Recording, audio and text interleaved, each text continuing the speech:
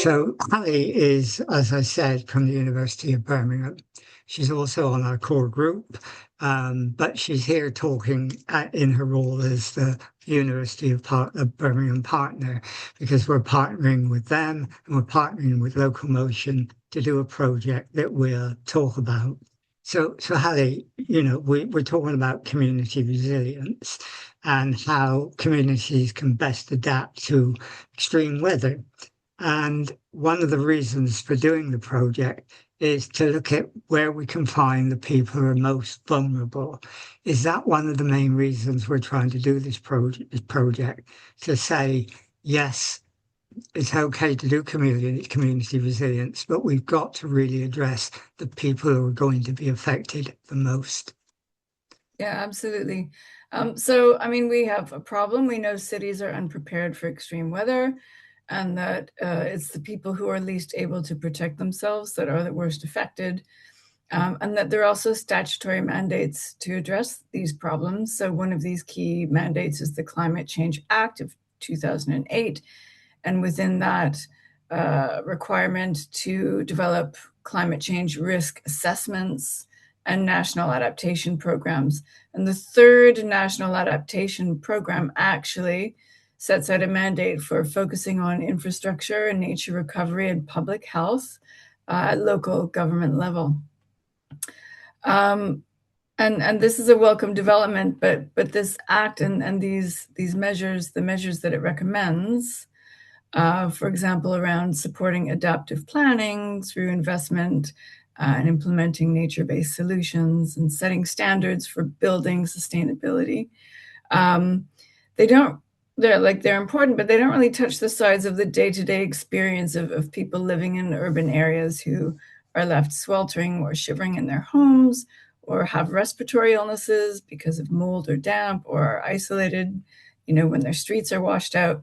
And part of the issue is the fact that these problems are sometimes understood and approached by authorities, planners, people in positions of power as problems that have technological fixes rather than needing social solutions. Or there's often a very narrow, sort of siloized understanding of vulnerability itself in these circles.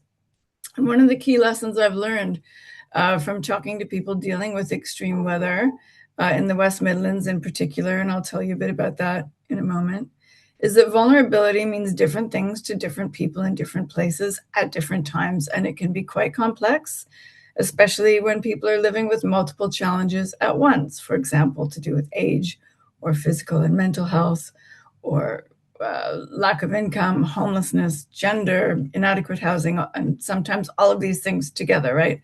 So it's really important that residents are able to define for themselves who is vulnerable, what does vulnerability mean, and what kind of support is needed.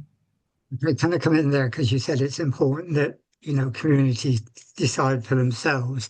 And the project we're doing with you that we called in Adapt and Locomotion is about finding out what communities feel, isn't it, about their situation and their adaptability and what they think should be done in their own fears. Can you tell us very briefly, because we've only got 15 minutes and there's several questions, Absolutely. what is the Adapt program? Sure. So it's a spin-off of West Midlands Adapt, and this was and is a decision-centric research project. So it's an action research project that aims to influence policy and planning around adaptation, taking a neighborhood based approach, because you can only really understand vulnerability when you're working at neighborhood level with residents themselves. And even though the project originated in the West Midlands, I think what both regions have in common is that residents in both places, there and in Enfield, are all facing cost of living crises, cutbacks in services, and real bread and butter issues that are actually all worsened by extreme weather. And yet there are no concrete sort of proactive plans in place. The approach tends to be reactive and kind of disaster centered. And that's something we're trying to get beyond.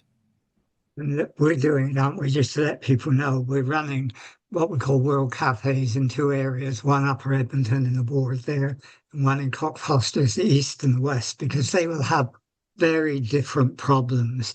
And we're doing that, aren't we? Because it's important to realize that different communities where they're placed do see things differently and do experience extreme weather and problems in a different way. Sorry, was there a question in there, Francis? That was a question, yeah. Sorry, I was reading a comment about drain covers and Oh, no, thinking, no. yes, I was saying that we're doing the World Cafe approach to right, get people to see to tell us what they feel, absolutely. in order that we understand that different areas, even within one borough, have different problems. Sure. Oh, great. Absolutely. So World Cafe is a method that's been around since the probably 70s or 80s, and it involves having relaxed but structured, facilitated conversations at small tables with residents to elicit lived experience, views, concerns, and priorities, in this case, around the impacts of extreme weather. And we're doing this in Upper Edmonton and Cockfosters, and these wards, as Francis mentioned, were chosen because of the distinctness of the issues that they face. So there are particular questions that we'll be discussing, namely what kinds of extreme weather have people experienced and how has it affected them and their neighbors? What kind of responses have people experienced? So kind of asset mapping, like what Ian was touching on. So what worked well and what could use improving? And then finally, what do people value and want to protect in their neighborhoods and how now into the future? Okay, and to help us do that, we've got some researchers, haven't we? We've recruited 8 researchers for each of the cafes, and they will be helping us run the cafes with you, and they will be helping to recruit people to come to the cafes. Um, I mean, that's a really good idea to get people from the local community, isn't it? Involved in the infrastructure organization of it. Yeah, absolutely. I mean, the role of community researchers in this small project is huge. They're as important as the participants themselves, not just because ideally they come from the areas and so they have their own insights, but it's about providing a mediating role. So bridging the perceived gap between researcher and participants. Even though I'm a resident of Enfield, participants will always see me as an academic and consequently see themselves as non-expert or not knowing enough, and that's just not true. So community researchers are really important in terms of bringing their own insights, but also being relatable and helping get conversations started, making sure people are at ease, but of course in facilitating. So once the conversations start, they're sitting at these small tables, making sure everyone's included, keeping conversations on topic because they can take on a life of their own, and recording the data with audio recorders and writing on tablecloths. So it's all about sort of sharing, meeting people in your neighborhood, storytelling.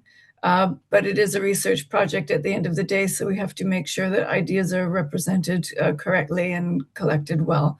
And then after the workshops, it's also important that community researchers are involved in the analysis because we're trying to avoid being extractive researchers.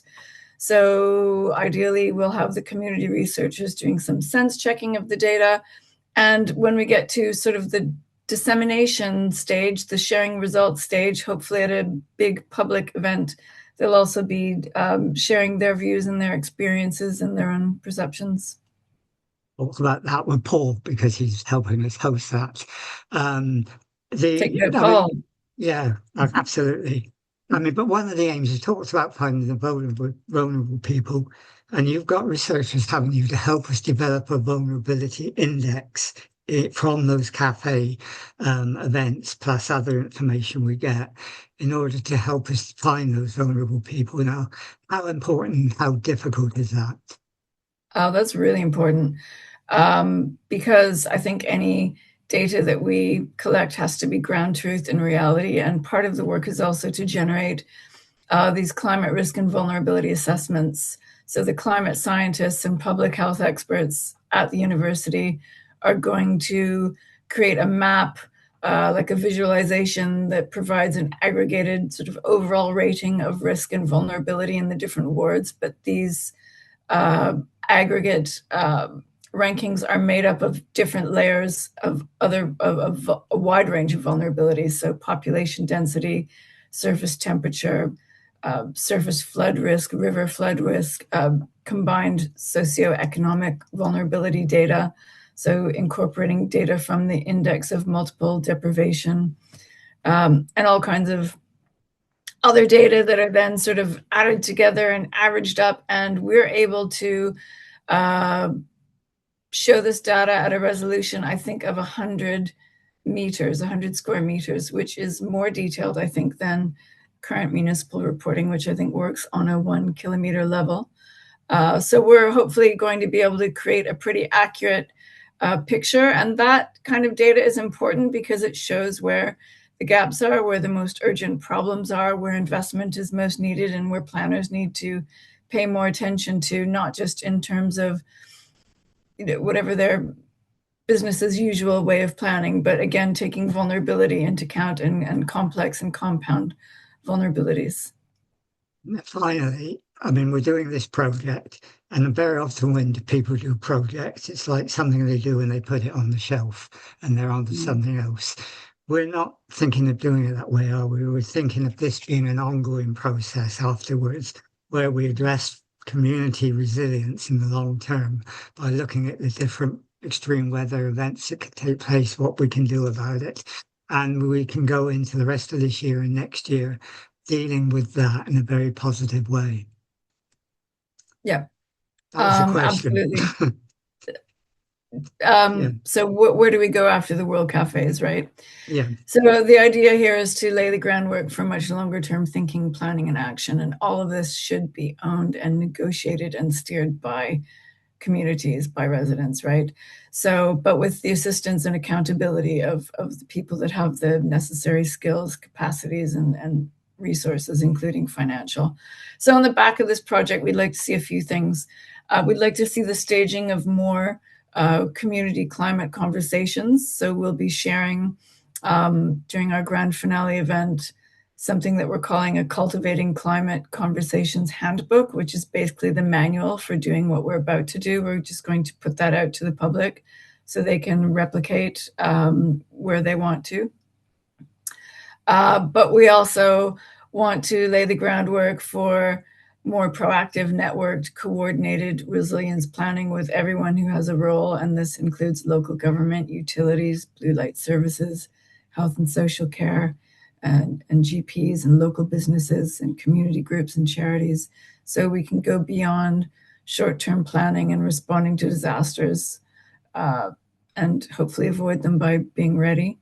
And it also includes finding ways of taking advantage of extreme weather, which sounds funny, even feels funny to say, but here I'm talking about looking at ways of capturing excess water to store it for times of drought, steering more regenerative, longer-term urban planning, generating renewable energy and investing proceeds into community projects, and just in general, rethinking urban well-being and doing it differently.